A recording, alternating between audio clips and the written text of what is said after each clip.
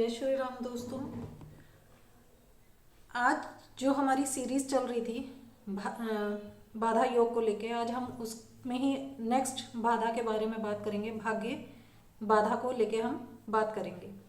अक्सर आपने देखा होगा, कई लोग बोलते हैं और कई लोगों के जीवन में बहुत ज़्यादा स्ट्रगल रहता है और कई लोग आपने देखा होगा कि थोड़े से एफर्ट डालने के बाद ही उनका काम जो है वो तेज़ी से गति पकड़ लेता है या उनको सक्सेस जल्दी मिल जाती है। तो अक्सर ऐसा बोला जाता है कि भाग्य ने इसका साथ दिया, और जो स्ट्रगल कर रहा होता है वो व्यक्ति ऐसा बोलता है कि भाग्य ने मेरा साथ नहीं दिया।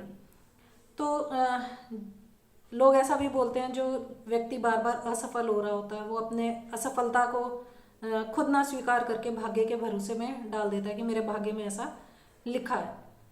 तो ये एक डिबेट तो चलती रहती है इसमें कि भाग्य को मानना चाहिए या नहीं मानना चाहिए, या हमें सिर्फ अपने कर्मों के ऊपर ही ध्यान देना चाहिए।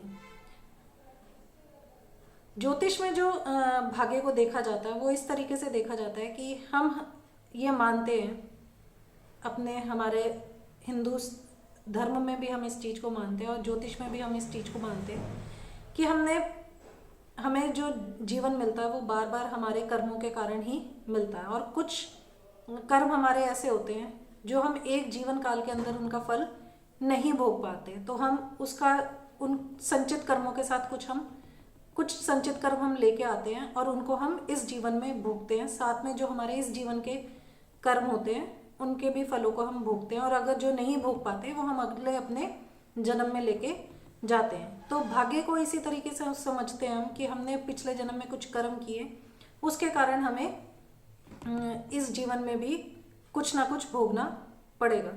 सबसे बड़ा तो भाग्य यही होता है कि हम एक इंसान के रूप में, और भगवान ने हमें अच्छे सही सलामत भेजा इस धरती पे, निरोगी काया जिसको बोलते हैं, उसी को सबसे बड़ा भाग्य माना जाता है।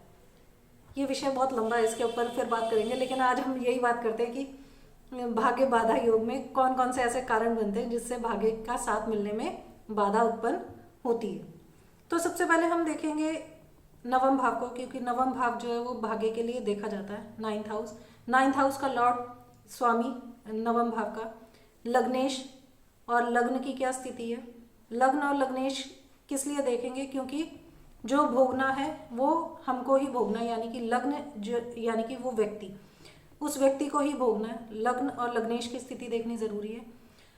नवम भाव से नवम भाव पंचम भाव को देखना जरूरी है, और नवम भाव के कारक यानी कि सूर्य और गुरु की स्थिति को देखना बहुत जरूरी है। तो ये ninth house, fifth house, first house, और इनके स्वामी और गुरु और सूर्य की स्थिति कुंडली में क्या है, ये ही डिसाइड करेगी कि भाग्य का हमें कितना साथ मिलेगा और कितने अवरोध हमारे भाग्य के साथ मिलने में हमको मिलेगी। नवम भाव में अगर राहु बैठ जाए, पाप ग्रहों के साथ बैठ जाए, तो भाग्य का साथ मिलने में प्रॉब्लम आती है। नवम भाव में अष्टम या द्वादश भाव का स्वामी आके बैठ जाए, खासकर त्रिक भाव में से, छठे का बैठेगा तो इतनी प्रॉब्लम नहीं आती, साथ मिल जाता है। लेकिन अगर अष्टम और द्वादश भाव का स्वामी बैठ जाए तो जातक को प्रॉब्लम आती है भाग्य का साथ मिलने में। नवम भाव का स्वामी अगर अष्टम और द्वादश भाव में बैठ जाए तो भी प्रॉब्लम आती है, और खासकर अगर साथ में राहु या केतु हो जाए तो और भी ज़्यादा प्रॉब्लम आती है। नवम भाव में अगर कोई नीच का ग्रह बैठे तो भी भाग्य का साथ मिलने में प्रॉब्लम होती है। अगर नवम भाव में सूर्य और गुरु की बात कर लेते हैं, अगर नवम भाव में, क्योंकि ये दोनों उसके कारक होते हैं, अगर नवम भाव में ये दोनों बैठे हों, दोनों या एक एक भी बैठा हो, या जैसे सूर्य अकेला बैठा हो या गुरु अकेला बैठा हो, और साथ में राहु बैठ जाए तो भी, राहु या केतु बैठ जाए तो भी भाग्य का साथ मिलने में प्रॉब्लम आती है। पंचम और पंचम भाव के स्वामी की भी स्थिति को देखना जरूरी है, क्योंकि भावत भावम सिद्धांत के अनुसार जिस घर की आप विवेचना कर रहे हैं, जिसको आप देख रहे हैं, उससे उतने ही घर आपको आगे देखना होता है। तो फिफ्थ हाउस और फिफ्थ हाउस का लॉर्ड अगर आपका पाप प्रभाव में है या त्रिक भाव में बैठा है तो प्रॉब्लम आएगी।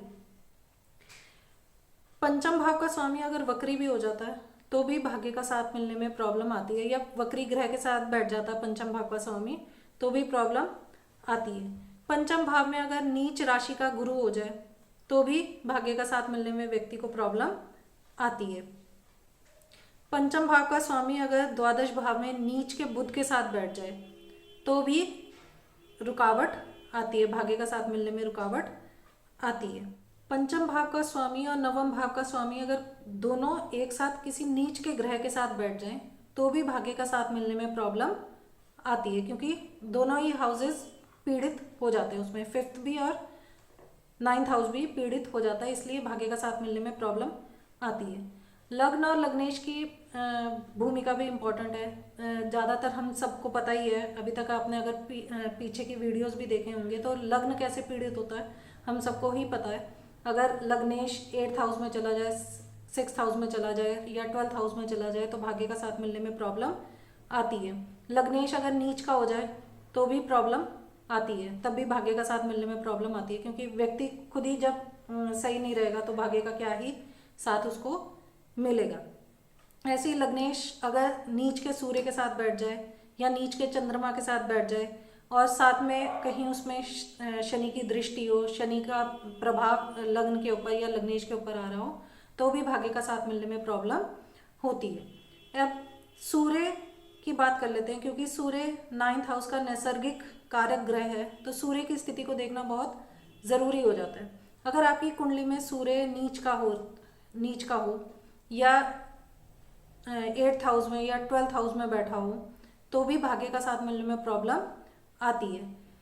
सूर्य अगर राहु के साथ बैठ जाए और नवम भाव में बैठ जाए तो भी बहुत भाग्य का साथ मिलने में प्रॉब्लम आती है। सूर्य अगर राहु के साथ द्वादश या अष्टम भाव में बैठ जाए, छठे भाव में इतना बुरा नहीं है, छठे भाव में अच्छा रिजल्ट मिल जाता है, लेकिन अगर सूर्य 8th हाउस में या 12th हाउस में हो और साथ में राहु या केतु हो तो भी भाग्य का साथ आसानी से नहीं मिलता। ऐसे में जातक बार बार उसको ऐसा फील होता है कि उसको भाग्य का साथ नहीं मिल रहा।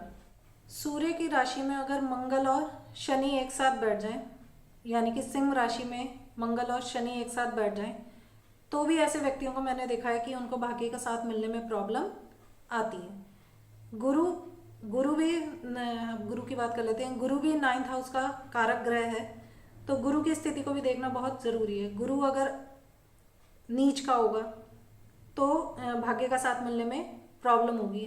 गुरु अगर नीच के किसी ग्रह के साथ बैठ जाता है और वो अगर ग्रह 9th हाउस का कहीं कारक हो तो कारक नहीं 9th हाउस का लॉर्ड हो तो भी भाग्य का साथ मिलने में प्रॉब्लम आती है। गुरु की जो 2 राशियां हैं धनु या मीन, इनमें से दोनों में से अगर कोई पीड़ित हो जाए, खासकर उसमें राहु बैठा हो तो भी भाग्य का साथ मिलने में प्रॉब्लम आती है। खासकर आप इसमें धनु राशि को जरूर देखें। अगर धनु राशि आपकी पीड़ित हो रही है, राहु बैठ गया उसमें, तो प्रॉब्लम आती है, क्योंकि काल पुरुष की कुंडली के उस अनुसार जो है 9th हाउस की जो राशि बनती है काल पुरुष की कुंडली के हिसाब से वो धनु राशि बनती है। तो धनु राशि अगर पत्रिका में पीड़ित हो रही है तो भी आपको भाग्य का साथ मिलने में प्रॉब्लम होती है। गुरु अगर किसी अशुभ भाव में बैठा हो, साथ में कोई उसके साथ कोई वक्री ग्रह बैठ जाए तो भी प्रॉब्लम, भाग्य का साथ मिलने में प्रॉब्लम आनी शुरू हो जाती है, क्योंकि गुरु जो है वो 9th हाउस का कारक है। इसलिए गुरु की स्थिति को देखना बहुत ज़रूरी हो जाता है कुंडली के अंदर की कैसी स्थिति है। अब इनमें अगर आपको लगता है कि आपकी पत्रिका में ऐसे जो मैंने सूत्र बताए हैं, जो योग बताए हैं, अगर मौजूद हैं तो आप ये उपाय कर सकते हैं। या अगर आपको वैसे भी लगता है कि आपको भाग्य का साथ नहीं मिलता तो ये आप उपाय कर सकते हैं।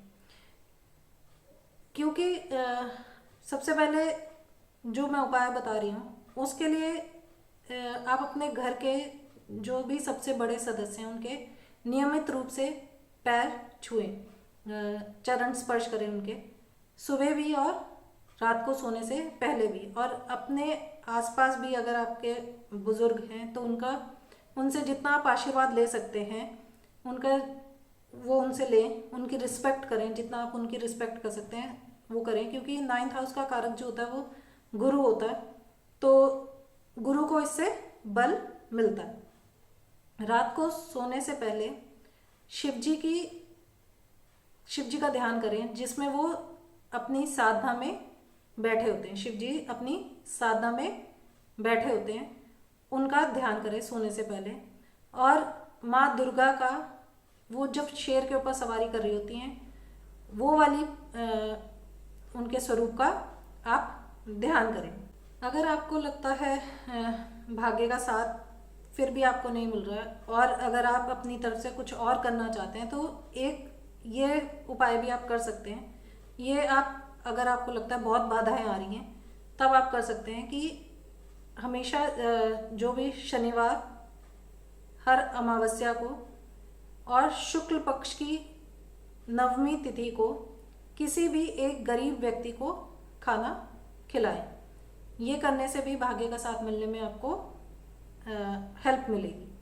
तो ये कुछ छोटे से उपाय थे, बहुत छोटे उपाय हैं। अपने सम्मान आप जितना भी करेंगे, खासकर बड़े बुजुर्गों का, आपको भाग्य का साथ ज़रूर मिलेगा। ये बहुत छोटा उपाय है, और आजकल व्यक्ति इन्हीं चीज़ों को नहीं कर रहा, इसीलिए भाग्य का साथ मिलने में बहुत प्रॉब्लम आती है। तो आज के लिए इतना ही, फिर मिलेंगे किसी नए विषय के साथ। तब तक के लिए धन्यवाद।